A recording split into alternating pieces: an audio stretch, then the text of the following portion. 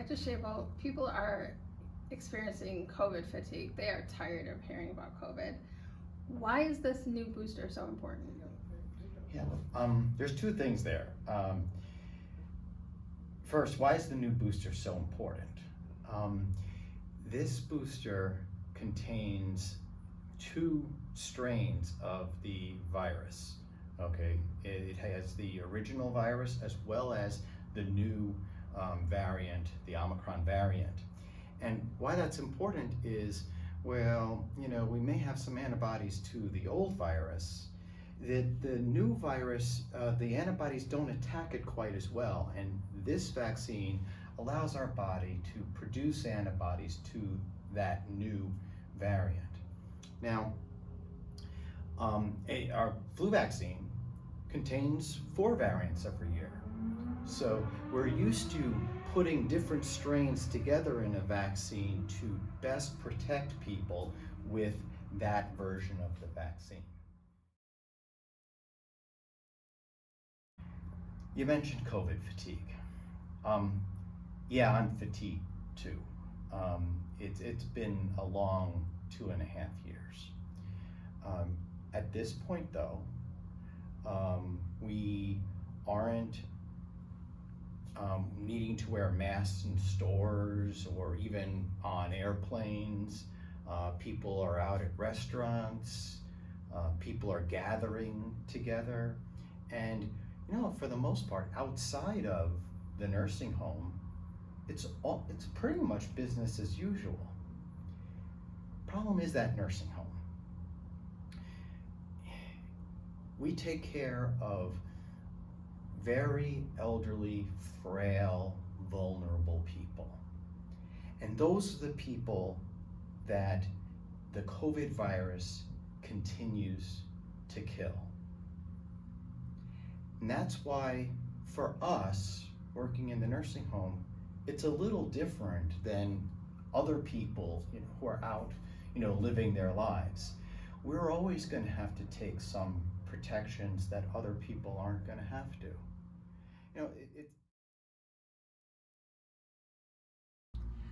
Why is the bivalent booster different from the other boosters?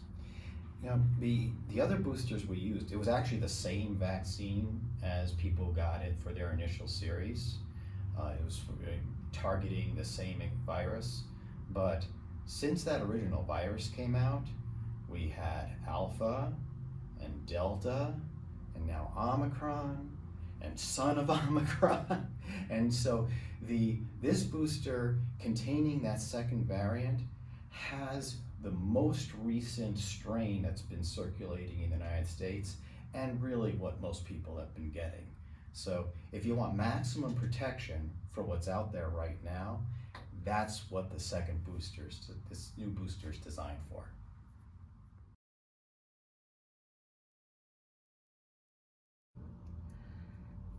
I'm hearing from some staff that they're really hesitant to get another shot. They don't want to put anything else in their body. Why should they? And I understand. I've been getting flu shots every year for 30 years now, and I don't like getting flu shots, but it's something that I need to do as someone who cares for frail elderly people. In order to best protect them, I need to make sure that I'm protected. Now, some people have real concerns, and they shouldn't get the booster. And that's why checking with your doctor is the best option for you to determine, hey, should I get this or should I not? To determine what's best for you.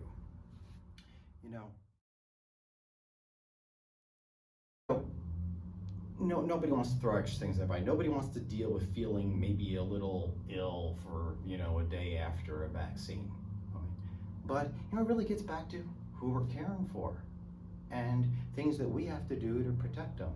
Like we have police officers and firefighters and that do things to protect other people. We're working in the nursing home. We have that same need.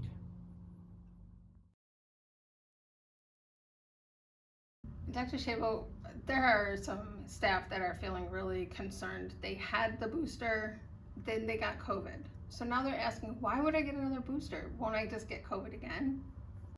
So no vaccine is going to perfectly protect you from infection. The main goal of the vaccine is to reduce spread and to reduce severe illness and death.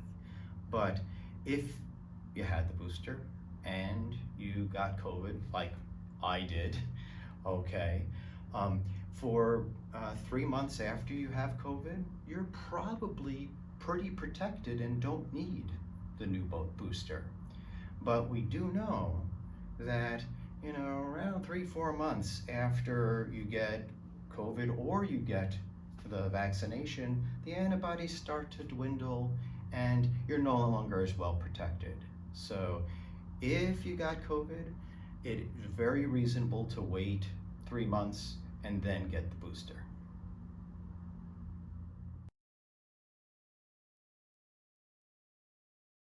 Is COVID really on the decline? If it is, why are we worrying about getting a new booster?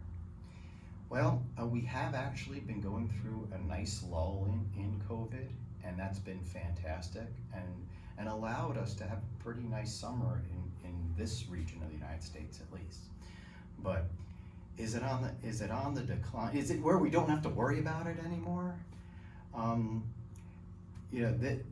This month, 400 people are dying of COVID every day. For perspective, 1,600 people die every day of cancer. All right, so yeah, we should be concerned about cancer. 100 people die every day in motor vehicle accidents. But we're not running around going, oh, everybody take off your seatbelts, we don't have to worry about motor vehicle accidents anymore. Even the flu. On average, over the course of a flu season, it works out to about 100 people a day dying from the flu.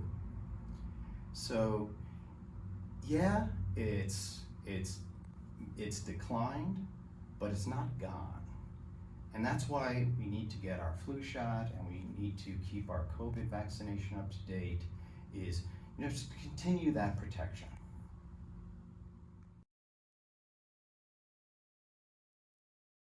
Should we get the COVID vaccine and the flu shots? Is it safe to get them both? Yeah, there's no interaction. You can even get them on the same day if you want. Personally, I'm going to separate mine just so that I'm, don't have a double whammy of vaccinations. But it's perfectly fine to even take them together. They're different vaccines. One's fighting the coronavirus, the COVID virus, and flu is obviously fighting the flu virus, and we really need to be protected against both of them, coming into this season.